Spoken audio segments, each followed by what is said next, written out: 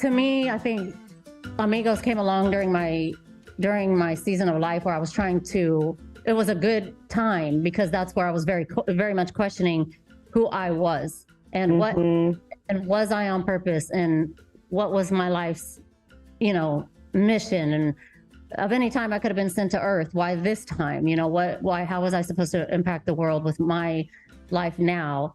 And these are really big, God-sized conversations. But at the same time, I think we really need to go back to our young people and make sure they understand, like, no, we see you and we understand that you might not know fully who you are. And we want to let you know, I hear you and I support you, and make them feel supported.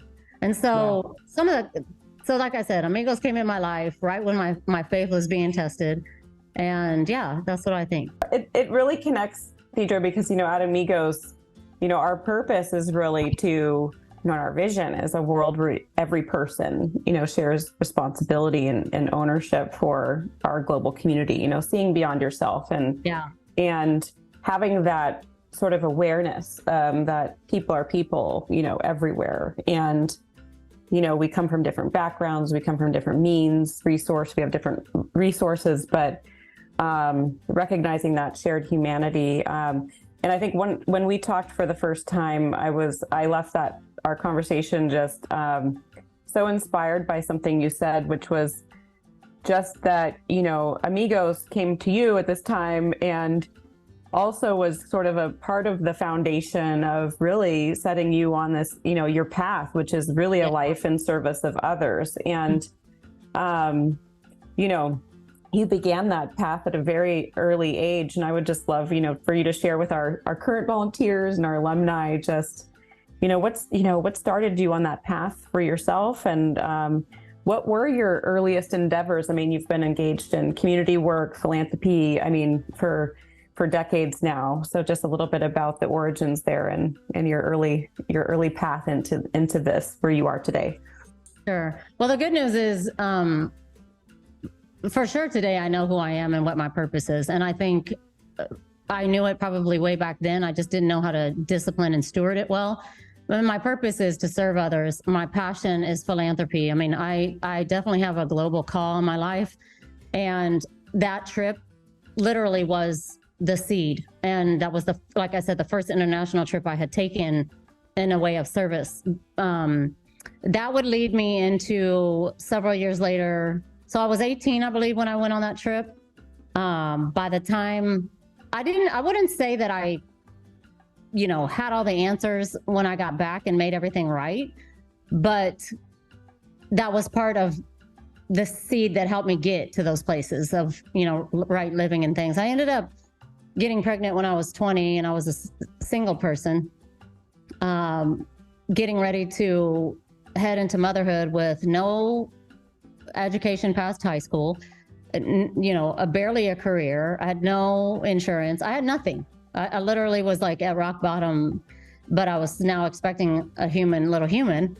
And that was really that moment for me was really what kind of put me in a place of like pure 100% surrender to God in my relationship with him. And that's when I started really just falling in love with the Lord and growing in my faith and growing in my purpose. And then I ended up having a daughter with Down syndrome. So she's been a huge part of my impact with the community and our organization and different things like that.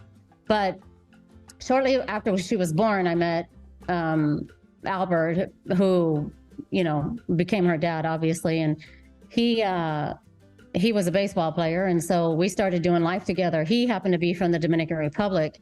And that would be kind of like part 2 of my international journeys. And so I remember for a couple of years, we'd go to the Dominican Republic and we would visit, but it wasn't until I would say like the 3rd, 4th year after becoming, successful in Major League Baseball, I was driving down one of the highways in the Dominican Republic. And I remember looking out into like these slums kind of communities. And just something in my mind was like, oh my gosh, like I have to do something about this. And so that was the seed moment for me in the Dominican Republic, where when we ended up starting another foundation, and we started our first organization. One part of it had to do with Down syndrome, and the other part had to do with impoverished communities in the Dominican Republic. So for years, I went to the Dominican Republic serving really in the same capacity as we had done with Amigos. It was finding a community, learning their needs, working on meeting those needs.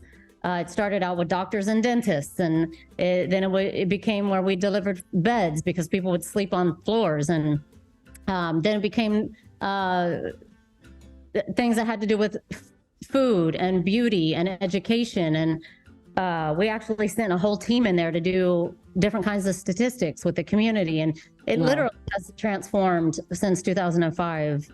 One particular village, but several have been impacted by our work. So that was, that was a huge part of my adult life, was working in the DR and working with impoverished communities. And like I said, a similar capacity as I did with Amigos. In 2016, I started another organization called Open Gate International, which is current. And my focus there was on human trafficking.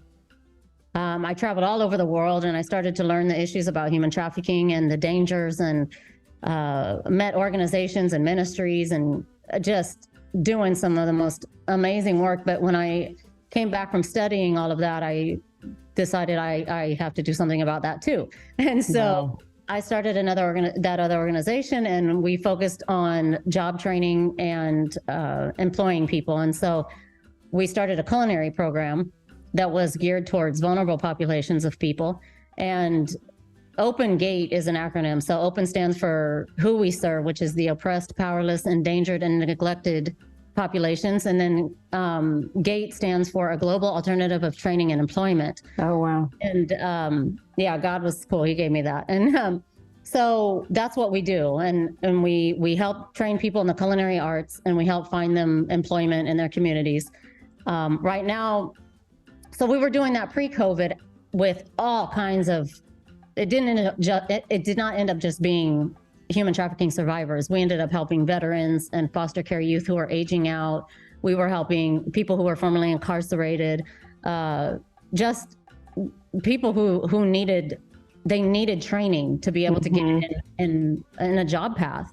And so post-COVID, there was just this lack of students, and restaurants were closed. So it got up very tough, but we ended up transitioning into the juvenile hall. So for 2 years now, we've been working with adults, male and female, from the ages of like 16 to 25, training them in the culinary arts. And then when they get released from juvenile hall, we help them get into employment.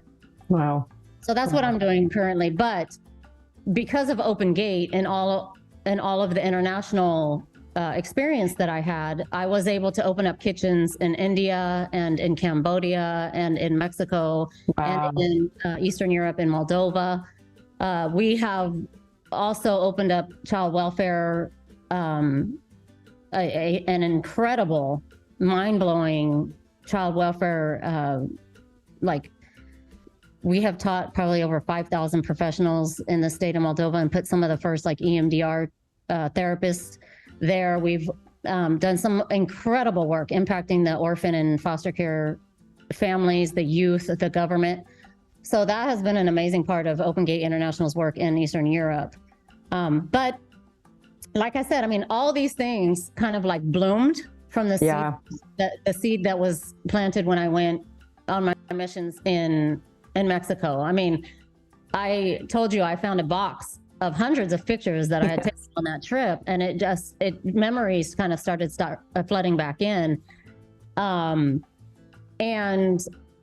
it wasn't even, to be honest, it wasn't even I couldn't fully appreciate what that trip would do for me 20 years down the road. I had no idea, but in the big picture of things, that really was where it started for me. And I realized how much I loved it. I was made for that very work. I did not know it at that time, but that's why it made such a lasting impact in my life. And for people who might listen to this young people in particular who might not know what path they should go on, first of all, I want to say that is okay.